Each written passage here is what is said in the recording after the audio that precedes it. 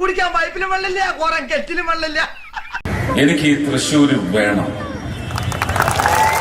നിങ്ങൾ എനിക്ക് ഈ തൃശ്ശൂര് തരണം. ഈ തൃശ്ശൂര് ഞാൻ ഇങ്ങനെ എടുക്കുക. നമ്മളിപ്പോ ഞാൻ ഒരു ബോർഡ് വായിച്ചായിരുന്നു. എന്താ നമ്മള് തൃശ്ശൂര് ചോദിച്ചിട്ട് കൊടുത്തിട്ടില്ല, ആ നമ്മളോടാണ് ഇന്ത്യ ചോദിക്കുന്നത്. നമ്മൾ കൊടുക്കുവോ? കൊടുക്കൂല. സോറി, അറിഞ്ഞോണ്ടല്ല, മനഃപൂർവ്വല്ലേ. എന്നോട് കളിച്ചാലോ നിന്റെ ഈ കറുക്കലം പോലത്തെ മോന്ത് ഞാൻ ഇടിച്ചൊടച്ചു കളയും.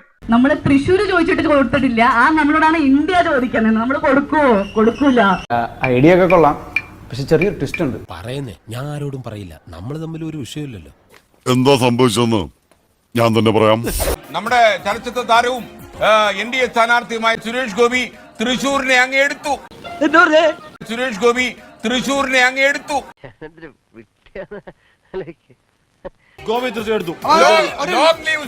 ലോക്സഭാ തെരഞ്ഞെടുപ്പിൽ കേരളത്തിൽ ആദ്യമായി താമര വിരിഞ്ഞു. നമ്മള് തൃശ്ശൂര് ചോദിച്ചിട്ട് കൊടുത്തിട്ടില്ല, ആ നമ്മളോടാണ് ഇന്ത്യ ചോദിക്കുന്നത്. നമ്മൾ കൊടുക്കുവോ? കൊടുക്കൂല.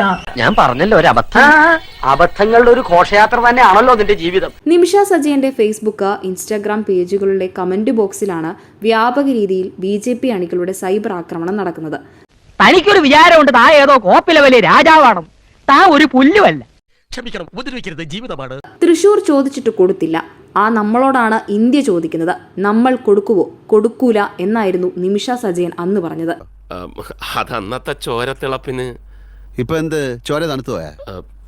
തണുത്ത് മരവിച്ചു എന്ന് പറയുന്നതാവും ശരി. എല്ലാവർക്കും സന്തോഷമായല്ലോ. അല്ലടി എന്തോ മറന്നല്ലോ. ഈ സ്വിച്ചിന്റെ കാര്യം എനിക്ക് സന്തോഷമായി. എല്ലാവർക്കും പിരിഞ്ഞു പോവാം.